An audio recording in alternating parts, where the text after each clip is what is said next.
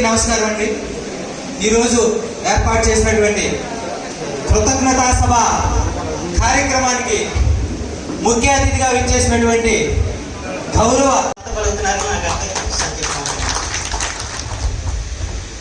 అందుకని మనం చాలా గతంలో మనం ఏ విషయం ఏదైతే మనం ఎత్తి చూపామో అది తప్పని చెప్పి మనం చెప్పామో ఆ తప్పుని మనం చేయకుండా ఉండాల్సిన బాధ్యత మన మీద ఉందన్న విషయం మాత్రం మనం అందరం కూడా సర్వదా గుర్తుంచుకోవాల్సిన అవసరం మాత్రం ఎంతైనా ఉందని చెప్పి మాత్రం మీ అందరికీ మనం చేస్తాం. సో దయచేసి ఆలోచన మీ మనసులో రాని మాట, అటువంటి ఆలోచన మనం చేయవద్దు. అసలు తప్పనిసరిగా మనం క్రమ పద్ధతిలో మనం వ్యవహరిస్తాం. ఎక్కడ అక్రమాలు జరగకుండా చూద్దాం, సక్రమైన పరిపాలన అందిద్దాం. మొన్నటి వరకు కనీసం ఒక పోలీస్ స్టేషన్కో లేదా ఒక రెవెన్యూ ఆఫీస్కి వెళ్తే పనిచేసిన పరిస్థితులు లేవు. ఇద్దరు నాయకులు దగ్గరికి మీరు చెప్పేసి తప్ప మేము పని చేయమని చెప్పన్నారు. ఆ పరిస్థితి మాత్రం ఉండదు. ఖచ్చితంగా అంటే ఇప్పుడు ఉన్న అధికారులు కొంతమంది ఎవరిని కూడా నేను ట్రాన్స్ఫర్ చేయాలని ఆలోచన అయితే నేను లేదు. వాళ్ళకు కూడా నా విషయం చెప్పారు. కానీ మీరు గత ప్రభుత్వంలో పనిచేసిన విధంగా ఇక్కడ కూడా పనిచేయడానికి వీలు లేదు. దానికి ఆస్కారం మాత్రం ఎట్టి పరిస్థితులు ఇవ్వనని చెప్తాను. మీ పనితీరును మెరుగుపరచుకోండి. ఇంకోటి కూడా నేను చెప్తున్నాను, ఏ అయితే తప్పులు గతంలో మీ చేతి అనకూడదు, కానీ వాళ్ళ సొంత ఊళ్ళో మీకు మెజార్టీ తీసారు అవసరం వాళ్ళకంటే. సో ఈ రకంగా మీ అందరూ పనిచేశారు. సో మీ యొక్క ఉత్సాహం, మీ యొక్క కృషి మేము గుర్తించాల్సినటువంటి అవసరం ఉంది. తప్పకుండా ఒక రోజు కాకపోయినా 2 రోజులు కాకపోయినా ఈ అభివృద్ధి కార్యక్రమాలన్నింటినీ కూడా ఒక పార్లమెంటు సభ్యుడిగా నా వంతు నేను పర్ఫెక్ట్ గా పనిచేస్తానని మరొకసారి మీ అందరికీ మాట్లాడుతున్నాను. బుద్ధప్రసాద్ గారు నా కాంబినేషన్ కూడా పర్ఫెక్ట్ గా ఉంటుంది. ఇటువంటి సమస్య ఉండదు. అభివృద్ధి కోసమే పనిచేద్దాం. ఇంతకు ముందు స్కూల్ విషయం కూడా నేను దాన్ని సిఎస్ఆర్ ఫండ్స్ తీసుకొచ్చి ఒక మంచి కొత్త బిల్డింగ్ కడదాం అనేటువంటి ఆలోచనతో కూడా ఒక ప్రైవేట్ ఇంజనీరింగ్ కూడా పిలిపించి నేను ప్రయత్నం చేశాను. కానీ కొన్ని కారణాల వల్ల అది కూడా సక్సెస్ కాలేకపోయాను.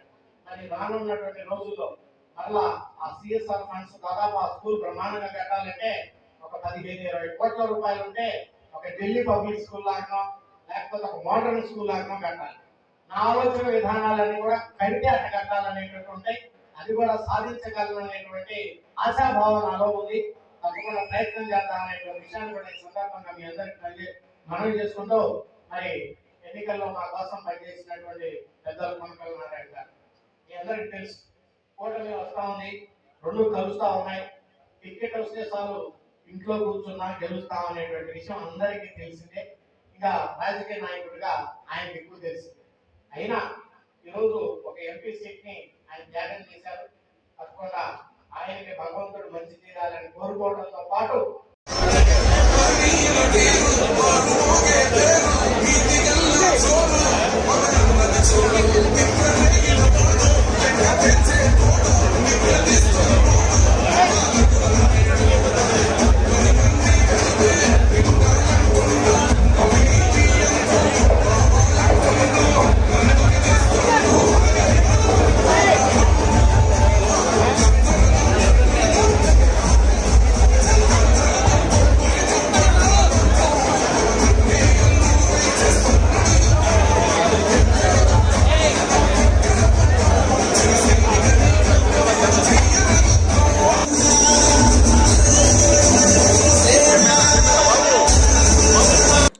బుద్ధప్రసాద్ గారు నేను మాట్లాడినట్టుగా ప్రధానంగా ఎదురుమండి బ్రిడ్జిది ఒకటి ఉంది. దాన్ని మళ్ళా మిగిలినటువంటి అమౌంట్ ఏదైతే ఉందో ఎస్టిమేషన్ చేయించి ఫైనాన్స్ డిపార్ట్మెంట్ ద్వారా సీఎం గారి యొక్క అప్రూవల్ తీసుకొని నాబార్డుకి పంపుతాం. నాబార్డు నుంచి శాంక్షన్ అయ్యి వచ్చిన తర్వాత ఇమీడియట్గా నేను బుద్ధప్రసాద్ గారు కలిసి దాన్ని భూమి పూజ చేసి వీలైనంత త్వరలో కంప్లీట్ చేద్దాం. అలాగే ఎదురుమండి నుంచి నాచుగుంటకి ఆ ఫారెస్ట్ ప్రాబ్లంతో ఆ రోడ్డు ఒకటి ఇష్యూ పెండింగ్లో ఉంది.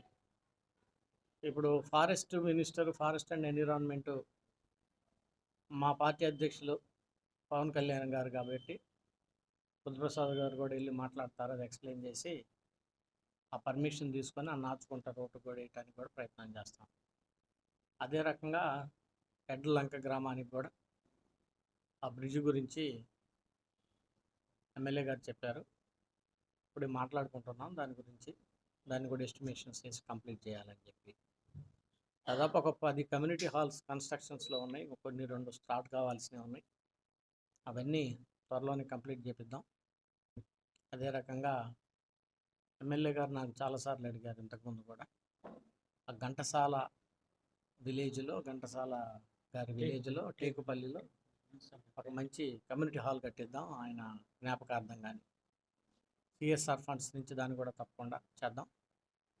అదే రకంగా పామరం నుంచి చల్లపల్లికి దీన్ని స్టేట్ హైవే నుంచి నేషనల్ హైవేకి మార్చడానికి నా వంతు ప్రయత్నం చేసి, ఈ సంవత్సరం అయితే కాదు కానీ, ఎందుకంటే ఆల్రెడీ చంద్రబాబు నాయుడు గారు పెండింగ్లో ఉన్న అన్నిటికీ శాంక్షన్స్ మొన్నే తీసుకున్నారు. నెక్స్ట్ ఇయర్ అట్లా తప్పకుండా దాన్ని ప్రయత్నం చేద్దాం. అదే రకంగా మీ అందరికీ తెలుసు, డ్రింకింగ్ వాటర్ సమస్య చాలా తీవ్రంగా ఉంది. దీన్ని ఒక ప్రణాళికబద్ధంగా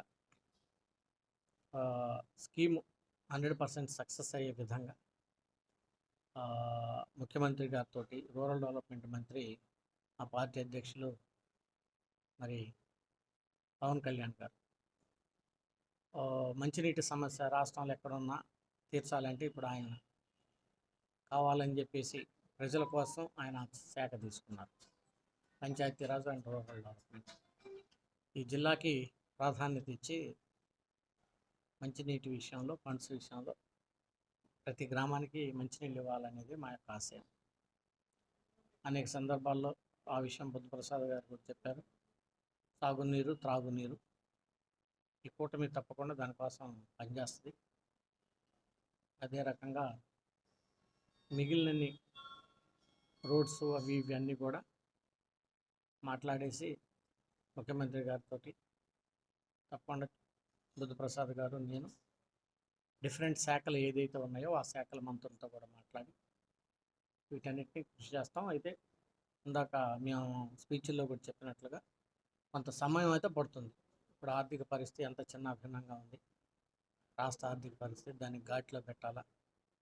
సో ఇవన్నీ చూసుకొని తప్పకుండా కేంద్రం నుంచి రావాల్సినటువంటి డబ్బులు ఏదైతే ఉన్నాయో ఒక పార్లమెంటు సభ్యుడిగా నా వంతు నేను కృషి చేస్తాను, తప్పకుండా తీసుకురావడానికి మన వాటాలు అన్ని విధాలుగా. అదే రకంగా స్టేట్లో ఏ ఉన్నాయో శాసనసభ్యులుగా, మాజీ మంత్రిగా, డిప్యూటీ స్పీకర్గా అనుభవం ఉన్నటువంటి బుద్ధప్రసాద్ గారు కూడా తప్పకుండా స్టేట్ నుంచి ఫండ్స్ తీసుకురావడంలో ఇద్దరం కలిసి పనిచేసి వాటిని అన్నింటినీ డెవలప్మెంట్ కోసం నా వంతు కృషి చేయాలి దాన్ని.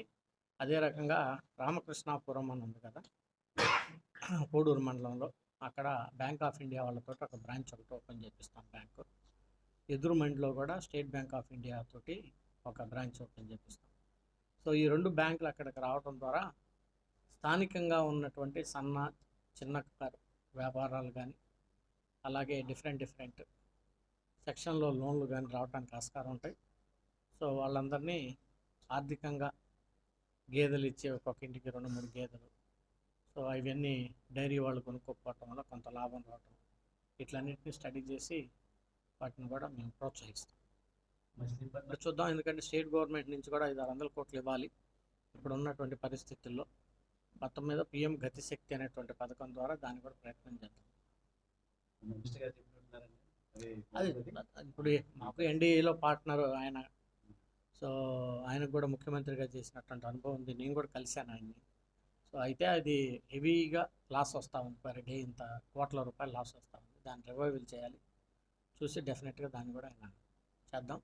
దాని మీద పవన్ కళ్యాణ్ గారు చాలా సార్లు ప్రెస్ మీట్ పెట్టారు, దాని మీద అందరితో కలిసి ర్యాలీలో పాల్గొన్నారు.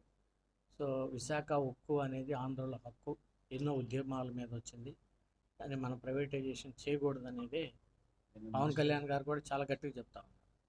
చూద్దాం, దాన్ని కూడా మనం సేవ్ చేసుకోవడం ప్రయత్నం.